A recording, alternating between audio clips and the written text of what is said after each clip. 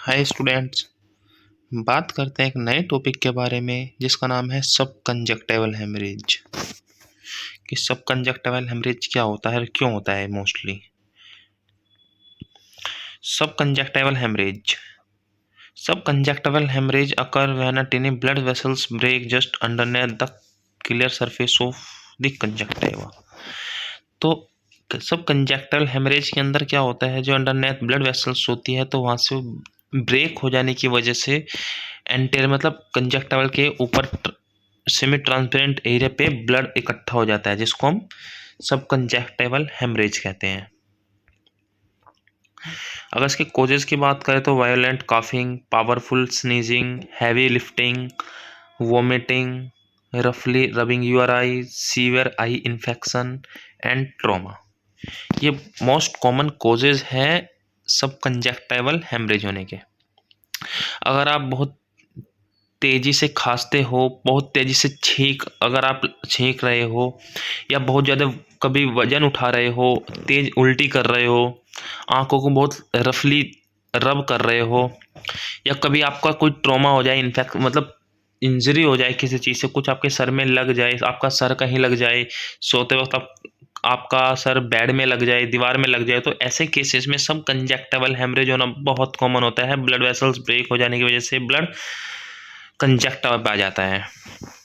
Risk factor की अगर बात करते हैं तो डायबिटिक पेशेंट्स को ये होना बहुत कॉमन होता है। हाई ब्लड प्रेशर जिन पेशेंट्स को होता है तो ऐसे केसेस में उनको होना बहुत कॉमन होता है। Certain blood thinning medication such as warfarin and aspirin.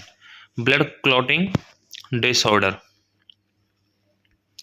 Sign and symptoms की बात करते हैं तो possible mild foreign body sensation and sign. तो ऐसे पेशेंट को बहुत ज़्यादा दर्द, चुभन, ऐसे कोई बहुत ज़्यादा समस्या पेशेंट के साथ इस केसेस में रहती नहीं है। साइन में है कि blood red well circumscribed area overlying sclera. तो स्क्लेरा के जो पूरा एरिया है वाइट वाला, उस एरिया में ब्लड बिल्कुल रेड हो जाता है, जिसकी वजह से पेशेंट काफ़ी बार पैनिक कर जाता है, लेकिन इस केस में कोई घबराने की बात नहीं होती। आइए आपको दिखाते हैं थोड़े से डायग्राम। तो आपने कभी कभी ऐसे डायग्राम देखे होंगे, या कभी देखा होगा आप सोकर उठते हो तब, तो काफ़ी बार कुछ लोगों की आंख ऐसे हो जाती है, या एक्सीडेंटल के केसेस में, जब जैसा कि हमने जिक्र भी किया था कोजेज में ट्रॉमा, अगर एक्सीडेंटल के केसेस में भी काफ़ी बार आंखों पे ऐसा ब्लड जम जाता है, तो इसको हम कहते हैं सब कंजक्टिवल हेमरेज। इस बीमारी से बहुत ज़्यादा पैनिक करने की कोई आवश्यकता नहीं होती है। अगर आप इसको कोई ट्रीटमेंट नहीं दोगे तो भी ये मान के चलो 3 हफ्ते में रिजोल्व हो सकता है ऑटोमेटिकली। ठीक है। ट्रीटमेंट के रूप में इसमें कोल्ड कंप्रेसेस, आर्टिफिशियल टीयर दे सकते हैं, रिसर्जेंस थोड़ा सा ध्यान रखना होता है। अगर आप इसमें हल्का सा बर्फ से सिकाई करोगे तो ये ठीक हो जाएगा। एंड साइकोलॉजिकल के तौर पे पेशेंट्स को आप आर्टिफिशियल टीयर दे सकते हैं, जिससे बहुत तेज़ी से रिकवर हो सकता है। अगर आपको वीडियो अच्छी लगी हो तो वीडियो को लाइक करें एंड चैनल को सब्सक्राइब करें। एंड जो भी अगर आपकी कोई क्वायरीज है तो आप कमेंट सेक्शन में पूछ सकते हो।